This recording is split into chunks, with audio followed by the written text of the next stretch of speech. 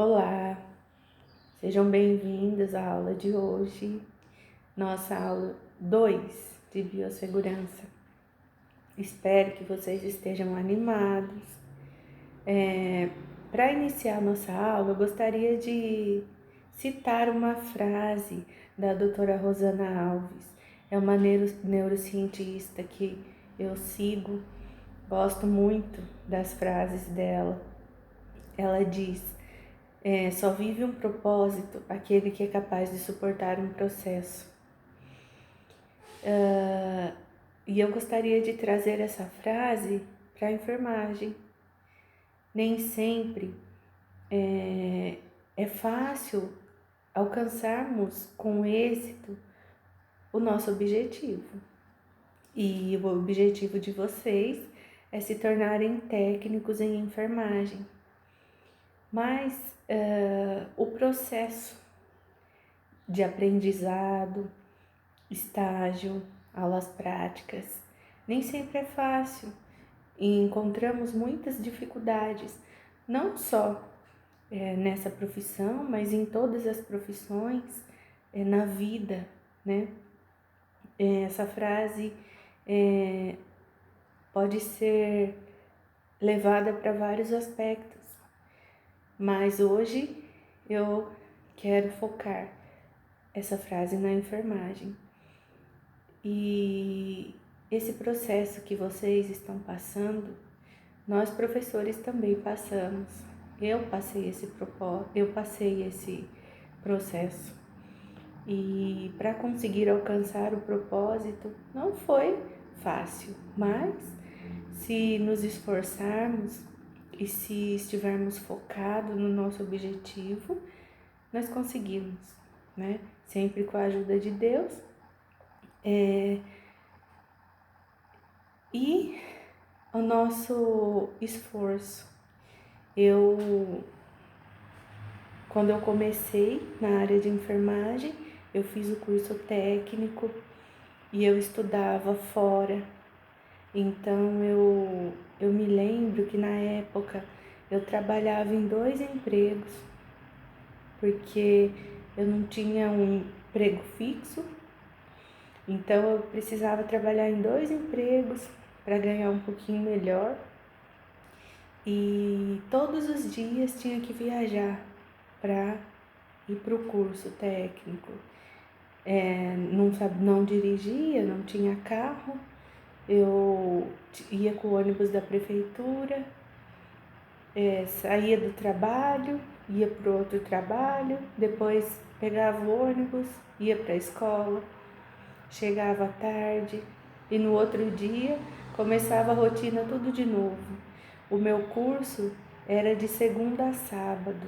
Aí no sábado de manhã, que era teoricamente, né, o dia de descanso, às 7 da manhã eu já estava lá na escola para fazer minhas aulas práticas. E depois, ainda durante o curso, lá na escola que eu estudei, a gente terminava o auxiliar e já recebia o certificado e já podia começar a trabalhar. Eu fui contratada para trabalhar na Santa Casa e eu trabalhava de manhã, saía correndo da Santa Casa, pegava o ônibus da prefeitura de novo, ia e viajava para fazer estágio. Esse estágio ia até o final da tarde. Depois terminava o estágio, tinha aula teórica à noite. E com muito esforço eu consegui alcançar meu objetivo de primeiramente ser técnica em enfermagem. Depois, algum tempo depois, fui fazer minha graduação em enfermagem, que também foi um processo cansativo. Durante o curso, no último ano, eu fiquei grávida do meu primeiro filho e estudava grávida, trabalhava, fazia estágio. Depois, meu bebê nasceu, eu com o bebezinho pequeno ia para o estágio. toda aquela correria de mãe, de amamentar, porque eu sou uma defensora da amamentação, do aleitamento materno. Eu amamentava meu bebê, trabalhava, estudava e fazia estágio. Aí depois fui fazer pós-graduação e só dei uma parada agora, porque como eu disse para vocês, eu tive meu segundo filho, ainda é bebezinho, ainda amamento. Então, assim que eu tiver um pouquinho mais de tempo, eu pretendo fazer outra pós-graduação. E é muito prazeroso, né, nós aprendermos, nos atualizarmos. A área da saúde é uma área onde a gente nunca pode deixar de estudar, porque nós temos uma extrema importância na vida das pessoas e sempre tem estudos atualizados. Agora, como podemos ver, nesse cenário mundial, né, diante dessa pandemia, sempre novas atualizações e temos que estar por dentro de tudo, né?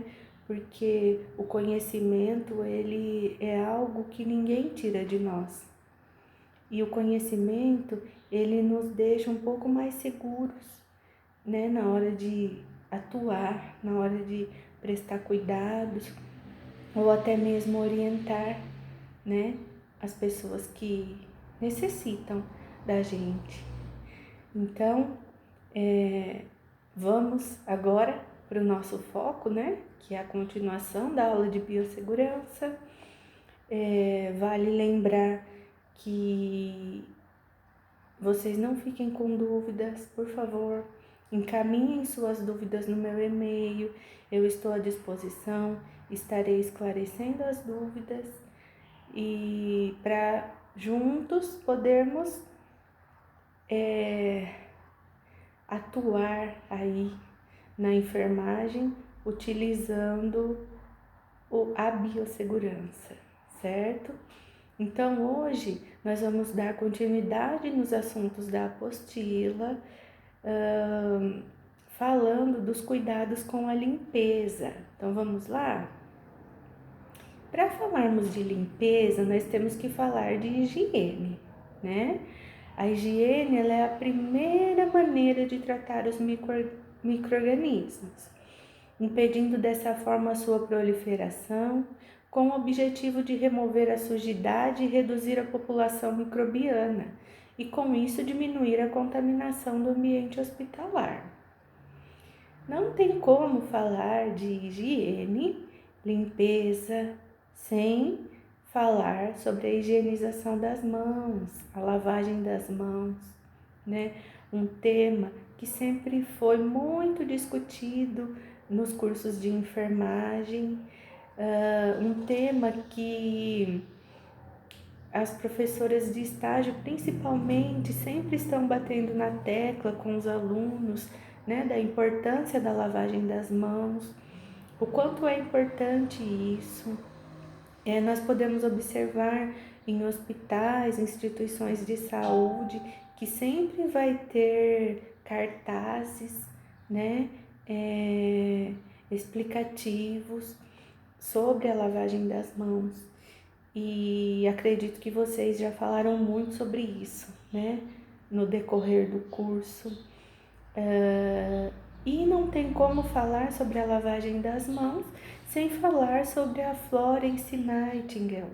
Vocês aprenderam, né, que foi a enfermeira pioneira na enfermagem, foi ela que introduziu a lavagem das mãos e ela que introduziu técnicas ascéticas, alguns manejos com os pacientes, adotou medidas de biossegurança e com isso foi reduzindo-se a transmissão de infecção para os pacientes. Nós sabemos que ela atuou na Guerra da Crimeia, cuidando dos soldados feridos, e ela separava esses pacientes e adotou medidas de higiene, né? E para relembrar a história de Florence, eu estarei encaminhando para vocês um videozinho. É um videozinho bem gostoso de assistir. Eu lembro que na minha pós-graduação nós assistimos esse vídeo, é um desenho bem gostosinho. Quando eu dava aula teórica, eu levava esse vídeo para os alunos e eles gostavam. E eu espero que vocês também gostem.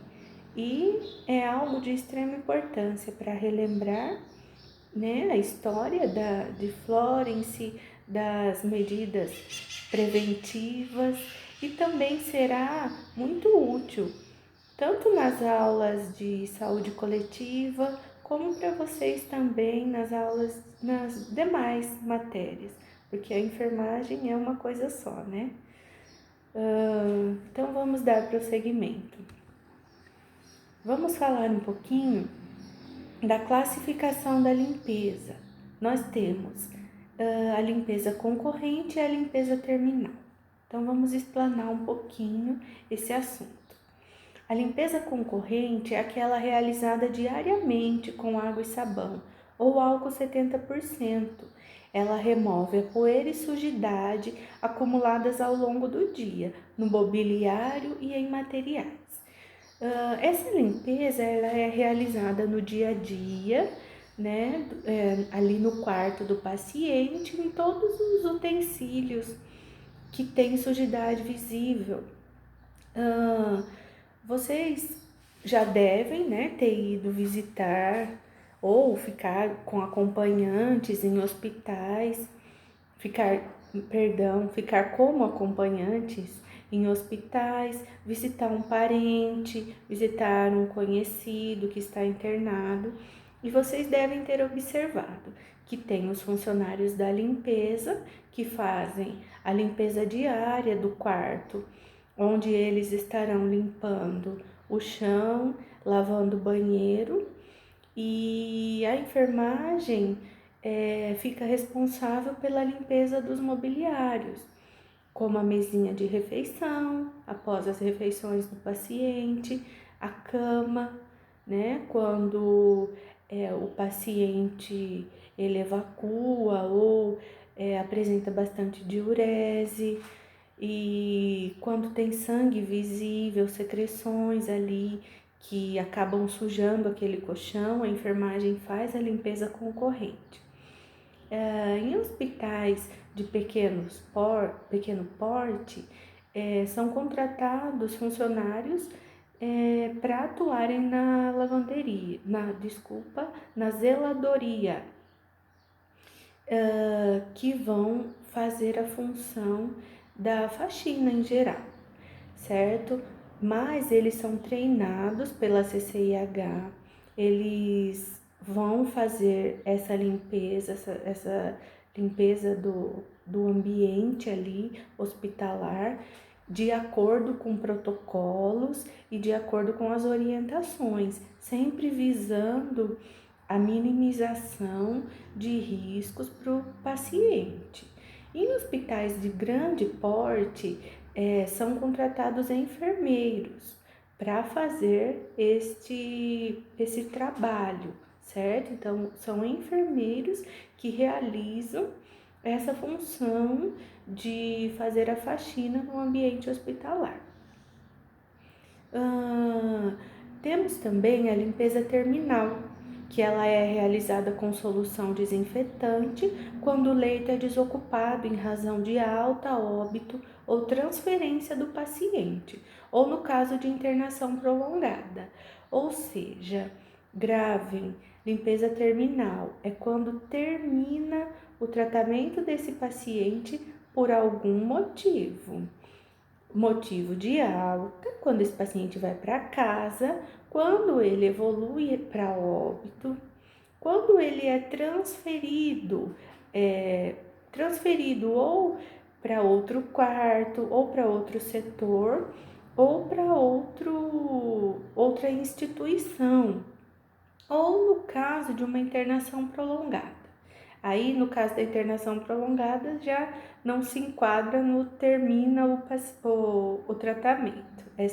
São só técnicas que eu costumo falar para os alunos para memorizarem melhor, certo?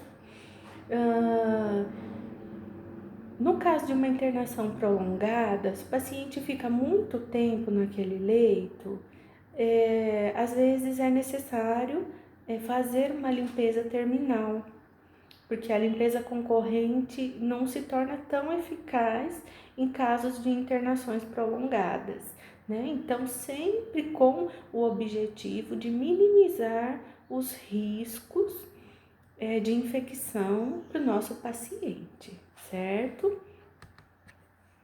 Agora, nós vamos falar um pouquinho sobre a desinfecção. A desinfecção ela é o processo de destruição de micro-organismos em sua forma vegetativa, mediante a aplicação de agentes físicos ou químicos em materiais inanimados. Lembrem-se da aula passada que nós falamos, materiais inanimados, superfícies, usado na presença de material orgânico e contaminação, material orgânico, organismos vivos, certo? Então, ela tem o objetivo de destruir esse micro-organismo, certo? Utilizando-se de aplicação de alguns agentes, sejam eles físicos ou químicos. A desinfecção, ela divide-se em 3 níveis. Nós temos a desinfecção de alto nível, onde ocorre destruição de micro-organismos mais resistentes, com exceção de esporos bacterianos. Exemplo, o glutaraldeído, ele é um composto químico utilizado nessa desinfecção. Temos a desinfecção de nível intermediário, onde ocorre inativação de bactérias vegetativas, a maioria dos vírus, fungos e microbactérias da tuberculose, porém não de esporos. Também ela não consegue destruir os esporos. Um exemplo disso é o fenol sintético, que também é um agente químico utilizado para realizar a imersão desses materiais com o objetivo de realizar uma desinfecção. E a desinfecção de baixo nível, que é onde ocorre a destruição de bactérias e vírus menos resistentes, também não matam esporos. Então, lembrem-se, a desinfecção ela não mata esporos, certo? Para vocês entenderem melhor, vocês receberão também um vídeo lembrando das aulas de biologia que falam sobre vírus, fungos, bactérias, esporos, para quando nós falarmos sobre isso, vocês terem em mente aí as noções básicas que vocês precisam. Só continuando, o processo de desinfecção geralmente é realizado na central de material e esterilização. Por profissionais responsáveis, também técnicos de enfermagem, que realizam esse processo. Os 3 níveis de desinfecção.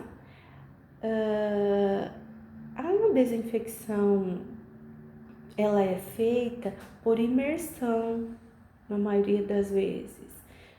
É utilizado um recipiente, onde é colocada uma solução, seja ela diluída em água ou não, isso vai variar de acordo com a solução utilizada, com o protocolo da central de materiais e com as orientações do fornecedor desse produto. O tempo também varia de acordo com esse protocolo e ali é realizada a desinfecção dos materiais. Para que vocês entendam melhor, eu vou enviar um vídeo para que vocês possam visualizar como é feito esse processo. Tudo bem?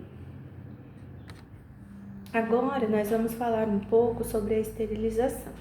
A esterilização não está na apostila de vocês, mas é importante abordarmos esse assunto. O processo de esterilização também é feito na central de materiais. A esterilização ela é um processo que visa destruir todas as formas de vida microbianas que possam contaminar produtos, materiais e objetos voltados para a saúde. Portanto, são eliminados durante a esterilização organismos como vírus, bactérias e fungos. Nós dizemos que o processo de esterilização ele foi eficaz quando a probabilidade de sobrevivência dos micro-organismos for menor que 1 para 1 milhão. Aquele profissional que é responsável pela esterilização de materiais, ele tem a função de fazer testes nas autoclaves para que seja comprovado a eficácia dessa esterilização dos materiais, tudo bem? Também vocês receberão um videozinho para que possam visualizar como esse processo é feito. Mas se mesmo assim vocês tiverem dúvidas, encaminhem suas dúvidas para o meu e-mail. Os métodos de esterilização. São utilizados métodos químicos, que eles se subdividem em líquidos e gasosos. Eles são caracterizados, em suma, pela interação entre compostos químicos. Os métodos químicos líquidos utilizam glutaraldeído, peróxido de hidrogênio, formaldeído ou ácido peracético. Já a esterilização de material cirúrgico pela forma gasosa, que utiliza o óxido de etileno. O gás ele tem alto poder de difusão e penetração. Isso lhe confere muita versatilidade na esterilização de equipamentos que são sensíveis ao calor. Temos também os métodos físico-químicos. O método físico-químico consiste na associação de dois métodos, que, do modo geral, são realizados a baixa temperatura. Podem ser por vapor a baixa temperatura, com formaldeído, ou por plasma de peróxido de hidrogênio. E nós temos também os métodos físicos. As maneiras físicas de esterilização de material cirúrgico, elas usam como base o calor. A sua eficiência, de acordo com a Anvisa, que é a Agência Nacional de Vigilância Sanitária, depende de variáveis, como temperatura e tempo de exposição. É preciso estar atento, pois a sensibilidade dos micro-organismos é variada. Os métodos são esterilização térmica por calor seco, esterilização térmica por vapor saturado e por radiação ionizante. Vamos falar um pouquinho agora da classificação de artigos, para finalizar a nossa aula de hoje, certo? Os critérios de classificação, eles estão baseados nos riscos potencial de acordo com cada material e relacionam-se com a qualidade, segurança do produto e segurança do profissional e sua interação. Então, ela visa classificar esses artigos de acordo com o risco que oferecem, tanto para o profissional da saúde como para o nosso paciente. Os materiais, eles são divididos em materiais críticos, que são aqueles que entram em contato direto com tecidos, cortando ou perfurando, ou secreções contaminantes. Esses artigos devem ser esterilizados devido ao risco elevado de infecção. Um exemplo disso é um instrumental cirúrgico, como por exemplo, quando é feita uma cirurgia no paciente, por exemplo, uma cesárea, são cortadas 7 camadas da pele e 7 camadas ali no abdômen do paciente. E então vocês imaginam a profundidade desse corte, onde esse instrumental cirúrgico passeou, entre aspas, né? Entrou em contato com pele, mucosa, músculo, secreções. Então ele se torna um material com alto índice de contaminação. Por isso ele é denominado, ele é classificado como um material crítico. E ele tem um risco elevado de infecção e ele deve ser esterilizado. Tudo bem? Temos também os materiais semicríticos, que eles entram em contato direto com tecidos, mucosas e pele íntegra, sem cortá-los ou perfurá-los. Esses materiais eles devem receber desinfecção de alto nível.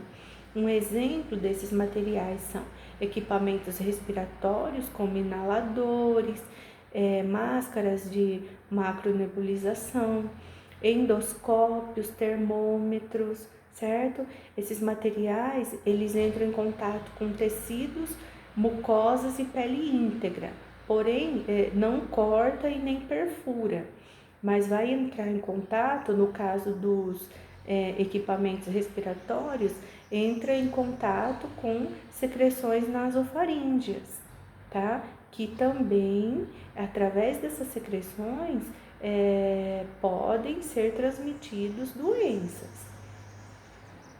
Os materiais não críticos, eles entram em contato com a pele normal, mas não entram em contato com as mucosas. E esses materiais, eles devem ser lavados com água e sabão. Exemplo, aparelho de pressão, papagaios, comadres e talas para fratura. Finalizo a nossa aula por aqui. Assistam os vídeos que vão estar em anexo. Fiquem com Deus e até a próxima aula.